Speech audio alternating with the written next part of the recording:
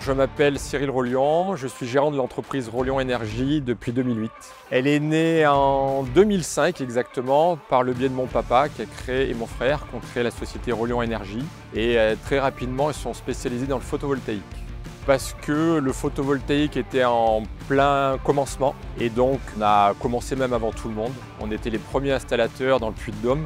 Alors la société, donc, elle démarre depuis 2008 et elle est spécialisée dans le photovoltaïque et les énergies renouvelables comme les poêles à granulés, les chaudières et les pompes à chaleur.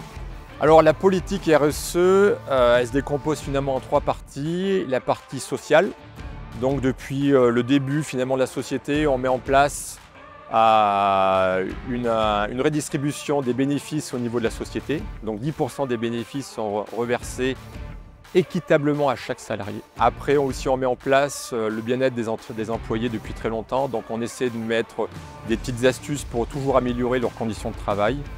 Des gilets chauffants par exemple, des camions avec des nacelles, des véhicules électriques. On a construit un bâtiment qui nous ressemble, c'est-à-dire qu'on a un bâtiment autosuffisant en énergie. Et ce bâtiment en plus participe à la production de l'énergie au niveau des recharges des véhicules électriques. La société aussi depuis très longtemps participe à la donation, donc on fait des dons à des associations, à des écoles et on participe aussi sur l'application Trashpotter qui est une application pour sensibiliser le ramassage des déchets dans la nature.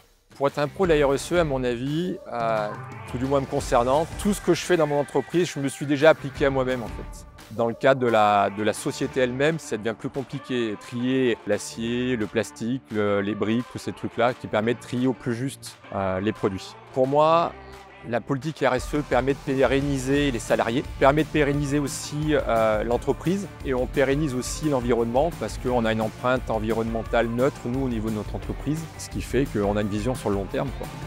Une des fiertés, alors mon ancienne vie faisait que je faisais des armes de destruction massive pour les militaires. Et maintenant, je fais en sorte que l'environnement et que le changement climatique, on ait moins d'impact. Voilà, je sais que tout seul, je ne pourrais pas tout faire, ça c'est sûr, mais au moins je fais ma pierre.